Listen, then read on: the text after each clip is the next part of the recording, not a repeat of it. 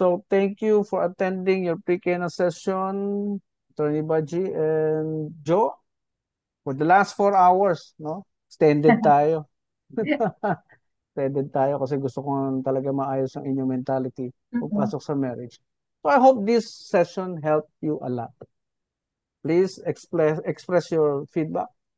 Is this counseling needed by every couple, or for them to realize also that they need this kind of teaching para mag-work ang marriage sa kanilang buhay?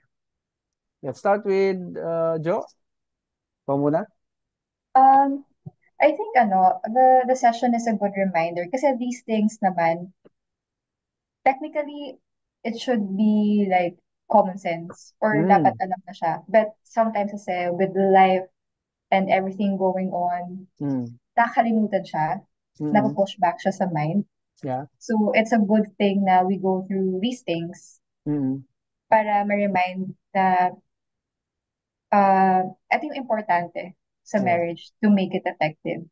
And Yes. we have to keep in mind always na uh, these learnings Mm, para maging successful yung pagkasama namin dalawa.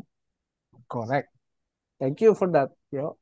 Attorney Baji, yung takeaways mo, sabihin mo na lahat. Yeah. Things that you realize. Yeah. I think I agree with Joe. I think these are things that people kind of know. Like I think it's part of natural law. So you're naturally drawn to these things. But it's a good reminder to go through it, especially I think the last part Mm, on the needs of the men and the needs of women. mm, I think that part specifically, just because it really reminds you of the things that each person will need so that you're more aware and you mm. are you make a conscious effort really Yes. to try and fulfill those needs. So other Yes. than knowing your partner, it's knowing just tendencies by virtue of them being the opposite sex. Mm, So that you can really so that you can basically lessen fights, mm, understand better why they're acting a certain way, why they're cranky and stuff like that. mm. Yes. Yes. Thank you. Thank you for that observation and realization. Baunin niyo yan. I'm sure you understand all of those.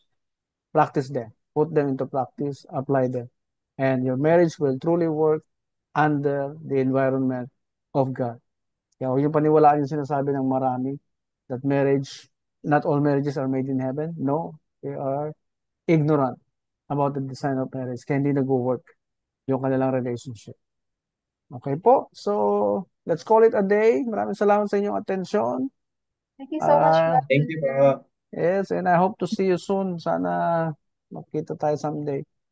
Sana po. Makumusta, Bye-bye. makumusta ko kayo. Sige po. Thank you and good night. Good Oh, night good po. night po. Thank you po. Salamat. Salamat. Good night Bye-bye. po.